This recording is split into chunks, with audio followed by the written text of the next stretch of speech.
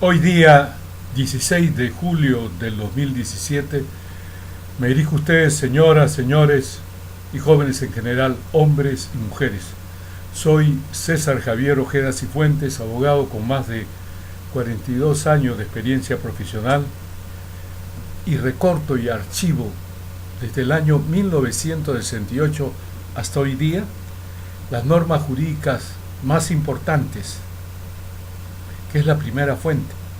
o sea, de donde se declara el derecho. Y también recorto y archivo las sentencias de la Corte Suprema en Casación y las sentencias de los 7 procesos constitucionales del Tribunal Constitucional, que es la segunda fuente del derecho, y la tercera fuente, que es la doctrina, que se constituye a través de lo que expresan las abogadas o los abogados expertos en cada materia del derecho. Hoy voy a tratar sobre 2 resoluciones. La primera, la emitida por el juez Richard Concepción Carguancho, y la segunda por el Tribunal Constitucional, en donde a 3 miembros del Tribunal Constitucional, Marianela Ledesma, José Luis Sardón de Taboada y el otro que es Luis Eloy Espinosa, presentado ante el Congreso para que los destituyan. En primer lugar, la resolución del juez Richard Concepción Carguancho, que de acuerdo con el artículo 139, numeral 5 de la Constitución, toda resolución debe estar fundamentada. Más aún, por el caso complejísimo, lleno de una serie de hechos que la Fiscalía y la defensa de los 2 procesados, Moisés Ollantumala Tazo y Nadine Heredia Alarcón, exponen en sus argumentos frente al juez Richard Concepción Carguancho, quien, de acuerdo con el principio de congruencia previsto en el artículo 122, numerales 3 y 4 del texto único del Código Procesal Civil, tiene que pronunciarse sobre los hechos que sustentan su decisión según el mérito del actuado, y además su expresión clara y precisa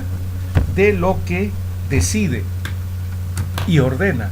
respecto de todos los puntos controvertidos, que eran muchos. Por ello, la extensión de la audiencia. Artículo 122 del texto único ordenado del Código Procesal Civil. Las resoluciones contienen 3. La mención sucesiva de los puntos sobre los que versa la resolución, con las consideraciones en orden numérico correlativo de los fundamentos de hecho que sustentan la decisión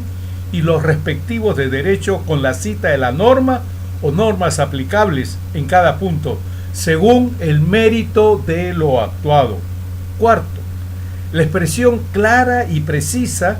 de lo que se decide u ordena respecto de todos los puntos controvertidos. Señor,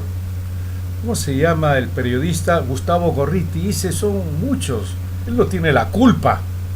Señor Gorriti, usted lo ha dicho, usted no es abogado, usted es periodista. Dedíquese a eso. Si el juez denegase una petición por falta de algún requisito, por una cita errónea de la norma aplicable a su criterio, deberá en forma expresa indicar el requisito faltante y la norma correspondiente. Este artículo procesal deben conocerlo el abogado o ex abogado de Nadine Heredia Alarcón, Aníbal Quiroga y los otros abogados de expresidentes que hablan mal del juez Richard Concepción Carguancho, porque van a faltar jueces como él para procesar a la Ludwig Gabriel García Pérez o a Keiko Sofía Fujimori Iguchi. Con conocimiento exacto de este artículo 122 del Código Procesal Civil, el juez Richard Concepción Carguancho, de conformidad con el artículo 271, numeral 3 del Código Procesal Penal, dictó resolución. Artículo 271, numeral 3. El auto de prisión preventiva será especialmente motivado con expresión sucinta de la imputación de los fundamentos de hecho y derecho que lo sustente y la invocación de las citas legales correspondientes. Por ello, el juez Richard Concepción Carguancho emitió resolución disponiendo la prisión preventiva por 18 meses de Moisés Ollantumal Tasso y de Nadine Eriel Alarcón, investigados por el presunto delito de lavado de activos, motivando con fundamentos de hecho y derecho su decisión. Dicho juez resaltó que la prisión preventiva de Moisés Ollantumal Tasso y de su esposa Nadine Heredia Alarcón es la más idónea, la que es suficiente y necesaria para garantizar la investigación por el presunto delito de lavado de activos. Para garantizar, ojo, la investigación. ¿Han escuchado ustedes, señoras, señores y jóvenes en general, hombres y mujeres? Después de una extensa audiencia, el juez Richard Concepción Carguancho declaró que en ambos cónyuges se aumentó los graves cargos delictivos.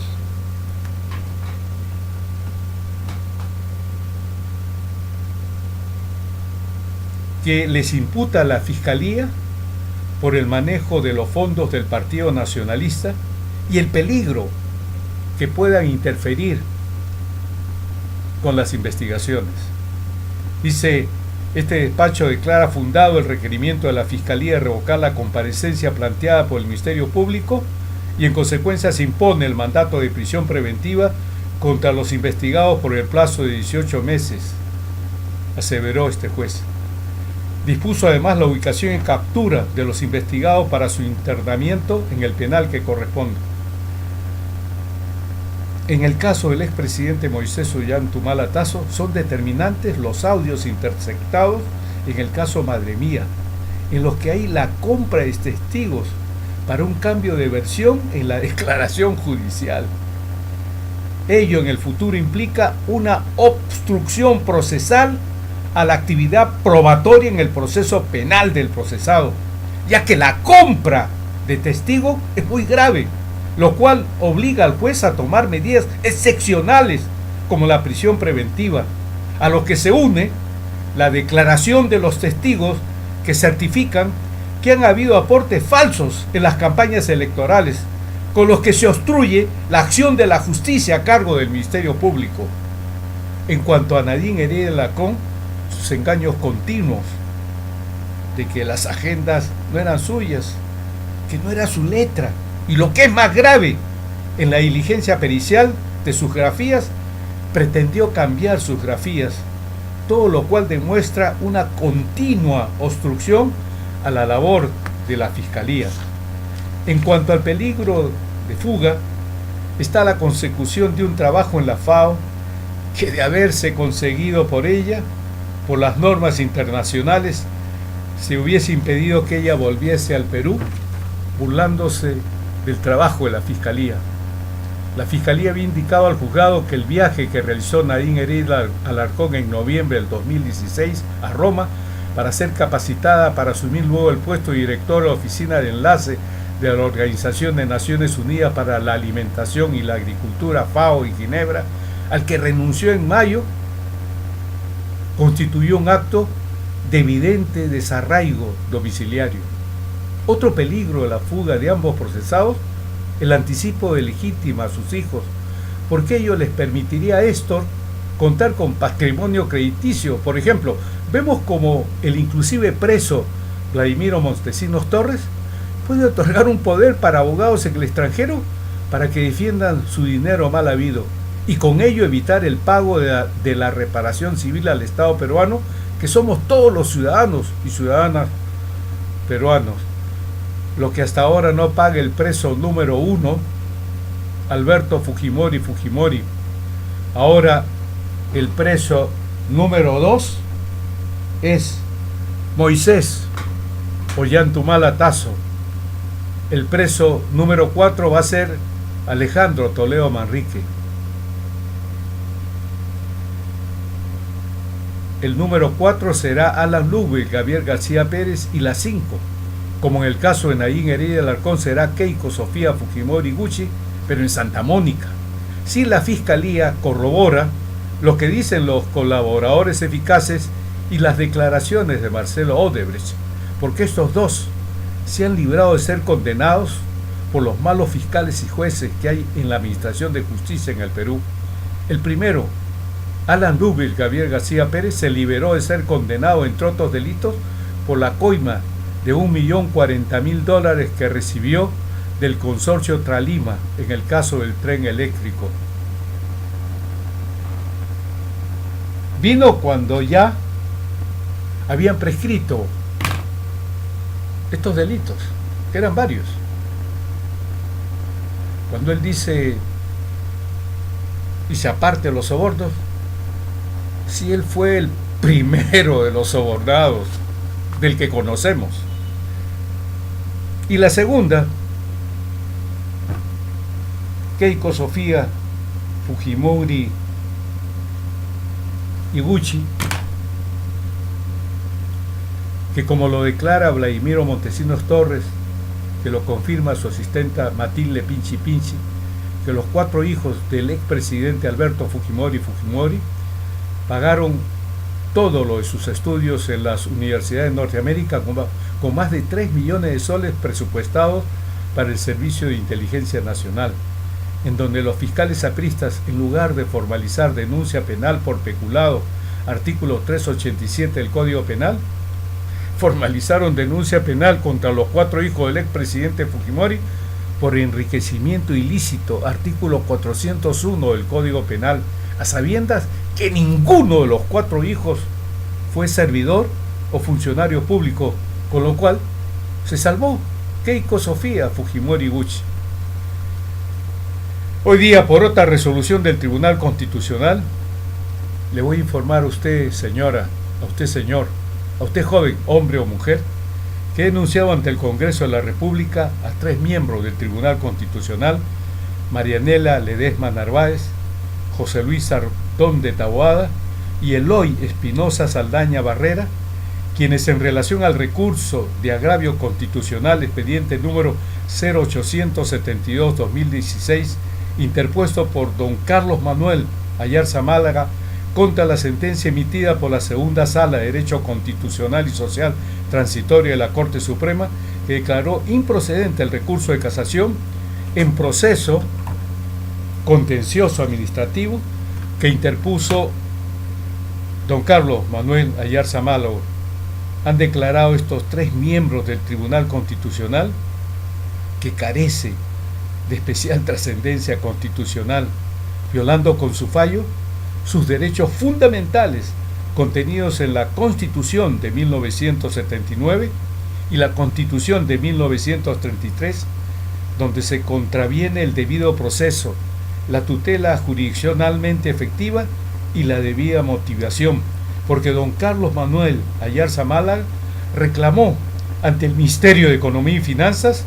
que, habiendo prestado sus servicios al Estado por más de 42 años dentro del régimen pensionario, el decreto ley 20.530, y que cesó mediante resolución viceministerial número 320-86-F, diagonal 43.40 del 20 de junio de 1986, como director de programa sectorial 2 de la Dirección de Control Tributario Preventivo de la Dirección General de Contribuciones a partir del 15 de junio de 1986, mediante resolución directoral del personal número 1109-88-F, diagonal 43.40 del 4 de abril de 1988 se le niveló e incrementó su pensión de cesantía de conformidad con lo preceptuado en el Decreto Ley 20.530, siendo su pensión de 1.150 actualmente con 91 años, siendo un funcionario público probo. Yo digo esto porque yo aprendí de él. Yo he dicho en otros programas que en el año 1967 yo le puse 10 millones de soles a la empresa Enrique Ferreiro que vendía Caterpillar, y el contador me ofreció, me dijo una lisura, dejémonos, ¿no? Un carro móvil 1967 último modelo, y había una maleta. Nunca he visto tanta plata, 1 millón de soles. Yo le dije, yo gano 2.500 soles mensuales. Como usted me vuelve a indicar, lo denuncio. Me quitaron el café que me ponían todos los días cuando iba a revisar el registro de ventas, caja, etc. Un espejo fue don Carlos, que ahora tiene 91 años. No, era director del Impuesto General a las Ventas, que ha producido miles de millones, ¿no?, en el tiempo que él ha trabajado, ¿no? La Dirección General de Contribuciones fue fusionada por absorción por el artículo 2 de la Ley 24.829, publicada en el Diario Oficial del Peruano el 8 de julio de 1988. Créase la Superintendencia Nacional de Administración Tributaria como institución pública descentralizada del sector de economía y finanzas, con personería jurídica y derecho público, con patrimonio propio y autonomía funcional, económica, técnica, financiera y administrativa. La Superintendencia Nacional de Administración Tributaria asumirá íntegramente a partir de la vigencia de su ley general las funciones y atribuciones de la Dirección General de Contribuciones, así como los recursos que se transfiera en la forma y plazos que señale dicha ley general. Contará para su presupuesto administrativo hasta con el 2% de lo que recaude para el Tesoro Público, lo que está conservando hasta ahora la SUNAT. Por lo que, de acuerdo con la 7ª disposición general y transitoria de la Constitución de 1979, aplicable al caso de don Carlos Manuel Ayarza Málaga, dice: la extinción, segregación, transformación, fusión de organismos del Estado por aplicación de la Constitución y leyes subsecuentes no afectan el reconocimiento y pago de beneficios y pensiones de su personal. Y lo que ordena la 8ª disposición general y transitoria de la Constitución de 1979. Las pensiones de los cesantes con más de 20 años de servicio y de los jubilados de la administración pública no sometidas al régimen del Seguro Social del Perú o a otros regímenes especiales se nivelan progresivamente con los haberes de los servidores públicos en actividad de las respectivas categorías. Don Carlos Manuel Ayarza Málaga solicitó se le nivele su pensión de cesantía con el haber del servidor público en actividad de la respectiva categoría de la Superintendencia Nacional de Administración, SUNAT, a través de la resolución directoral del jefe personal del Ministerio de Economía y Finanzas número 1255-2006-F, diagonal 43.40 del 12 de abril del 2006, se declaró improcedente su reclamo, aplicando de modo retroactivo la 3ª disposición transitoria del decreto legislativo número 673, publicado en el Diario Oficial del Peruano el 24 de septiembre de 1991, estableciendo que la nivelación de la pensión de cesantía del señor Carlos Manuel Ayarza Málaga es con la del haber del servidor público en actividad del Ministerio de Economía y Finanzas y no con el haber del servidor público en actividad de la respectiva categoría de la Superintendencia Nacional de Administración Tributaria, SUNAT. Es importante resaltar que el decreto legislativo número 673 ordena, por un lado, en su 3ª disposición transitoria, que al cesante de la Dirección General de Contribuciones se le nivele su pensión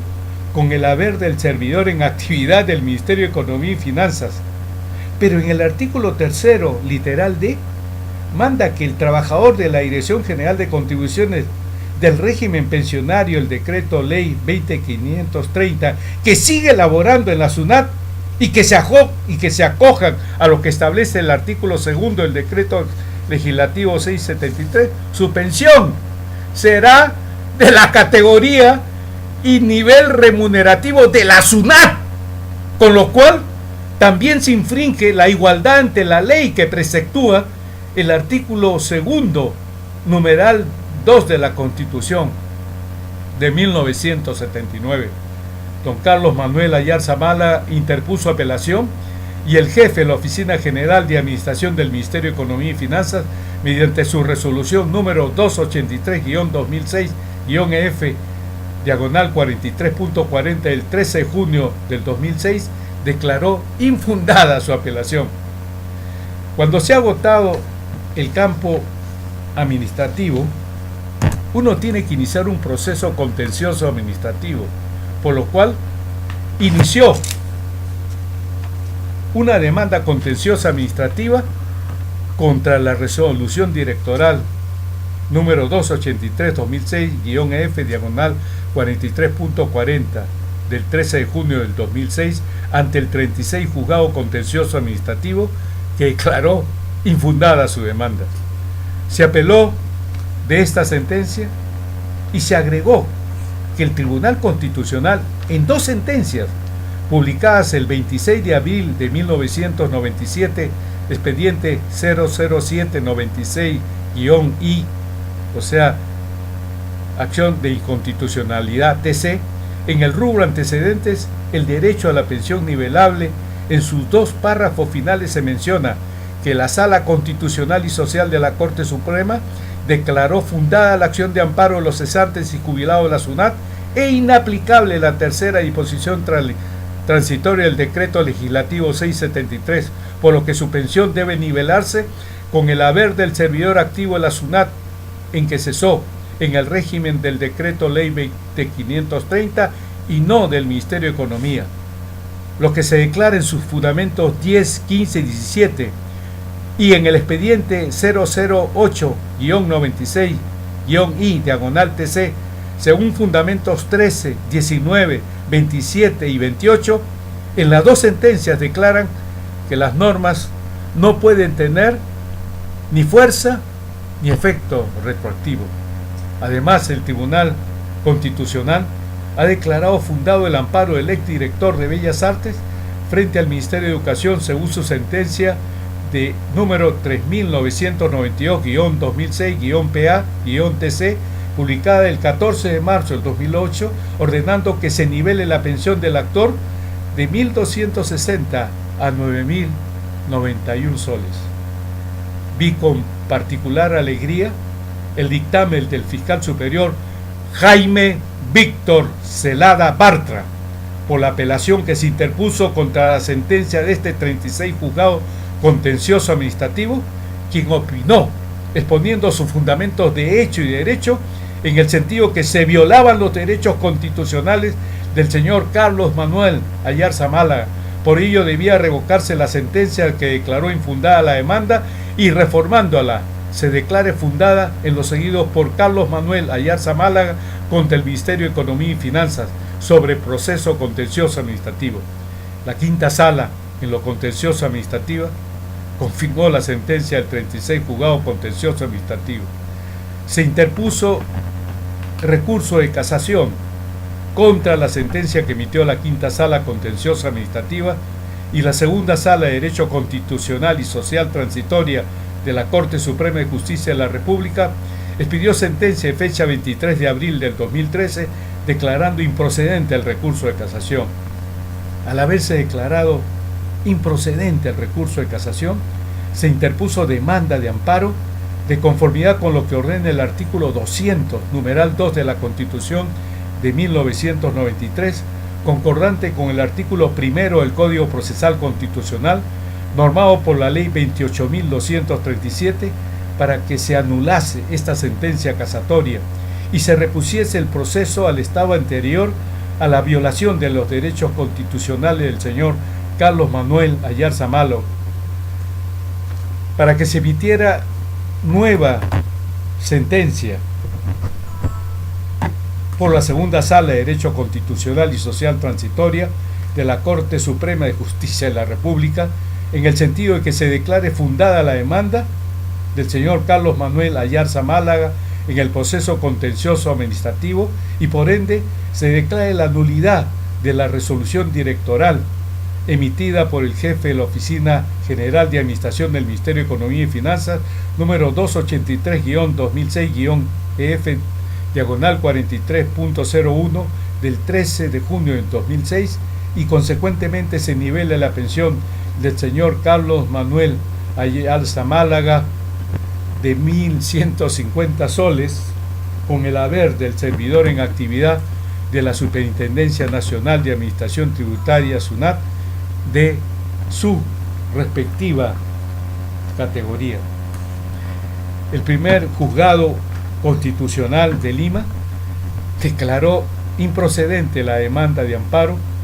que se confirmó por la Segunda Sala Civil de la Corte Superior de Lima, por lo que de conformidad con el artículo 18 del Código Procesal Constitucional, normado por la Ley 28.237, se interpuso recurso de agravio constitucional. El Tribunal Constitucional del Perú, en su sentencia sobre demanda de amparo expediente número 0872-2016, notificada el 9 de junio del 2017, declaró improcedente el recurso de agravio constitucional por carecer de especial trascendencia constitucional, lo cual es falso por la cantidad de contravenciones a la Constitución de 1979 y a la Constitución de 1993 en cuanto a los derechos fundamentales del debido proceso, la tutela judicialmente efectiva y a la debida motivación. Más aún, con esta sentencia, los tres denunciados incumplen la función del Tribunal Constitucional de órgano de control de la Constitución que se le encarga según el artículo 201 de la Constitución de 1993, y también incumplen el artículo 202, numeral 2, por el cual este tribunal conoce en última y definitiva instancia las resoluciones denegatorias de amparo. Lo que declara el Tribunal Constitucional es falaz, es un engaño, no es verdad. Máxime si tomamos en cuenta dos sentencias del Tribunal Constitucional publicadas en el Diario Oficial del Peruano el 30 de mayo del 2017, donde declaran fundadas las demandas de amparo en casos donde no solo no se da la calidad de especial trascendencia constitucional, sino lo que es más grave, ni siquiera son de trascendencia constitucional, como el expediente número 07753-2013-PA, diagonal TC, sobre pedido de otorgamiento de pensión, donde el Tribunal Constitucional aplica el artículo 38 del Decreto Ley 19990 y el artículo primero del Decreto Ley 25967, que exigen respectivamente que el pensionista tenga 65 años de edad y 20 años de aportaciones, caso de perogrullo,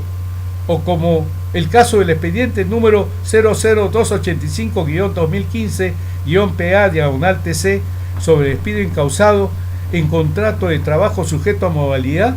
que se considera como de duración indeterminada según el artículo 77 del Decreto Supremo número 00397-TR, cuando el tiempo de servicio del trabajador excedió del plazo de 5 años establecido por el artículo 74 de dicho Decreto Supremo, para convertirse el contrato en modalidad del trabajo a tiempo